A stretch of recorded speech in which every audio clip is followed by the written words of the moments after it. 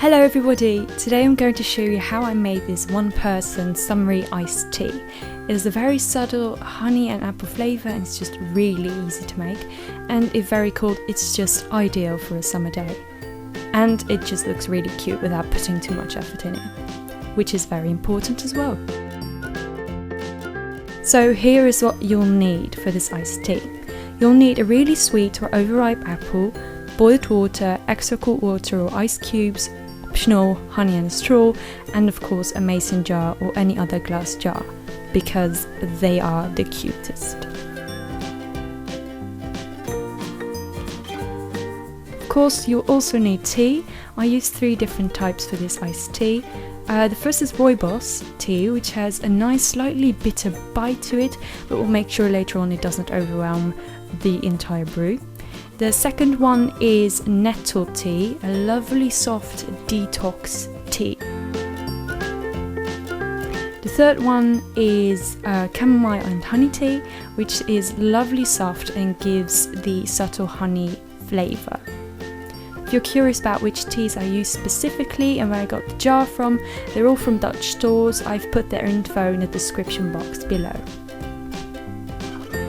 First we'll boil some water. Fill the mason jar up to about 1/3 or 1/4. No, really, it doesn't matter. Why did I do that? Now put in all your tea bags. It is very important though to not let the Rooibos sit too long because of its prominent flavour. Give the Rooibos about 1 or 2 minutes or so and leave the nettle and chamomile and honey in for a bit longer until about, let's say, 4 to 5 minutes have passed and all these flavours have come together. You can always decide to hang the Rooibos back in if you want to, but I'd really suggest that you wouldn't want the Rooibos to be too much present in the flavours.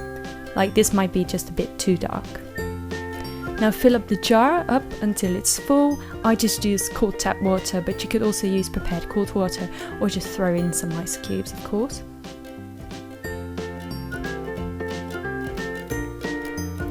Yes, very lovely. Well done, well done. Now it's time to cut the apple and put them in a jar. I threw in about 3 slices, and the apple flavour just really complements the teas, especially if the apple is kind of soft and has gotten very sweet over time.